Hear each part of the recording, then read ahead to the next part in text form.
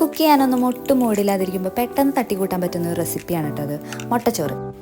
2 മുട്ട ബീറ്റ് ചെയ്ത് വയ്ക്കുക വിത്ത് സോൾട്ട് ആൻഡ് പെപ്പർ. പിന്നെ നമുക്കൊരു സോസ് പാനിലേക്ക് വെളിച്ചെണ്ണ ഒഴിച്ച് കടുക് പൊട്ടിച്ച് കുറച്ച് പച്ചമുളകും ഇഞ്ചിയും കുനുകുനാന്നരിഞ്ഞത് ഇട്ട് കൊടുക്കാം.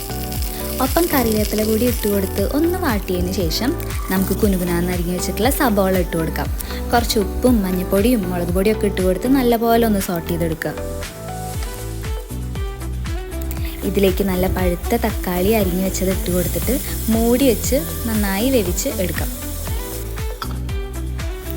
മസാലയൊക്കെ നന്നായി വാടി വന്നതിന് ശേഷം ഇങ്ങനെ നടുക്കൊരു കുഴി ഉണ്ടാക്കി നേരത്തെ ബീറ്റ് ചെയ്ത് വെച്ചിട്ടുള്ള മുട്ട അതിലേക്ക് ഒഴിച്ചു കൊടുക്കാം. എന്നിട്ട് നന്നായി ചിക്കിയെടുക്കുക.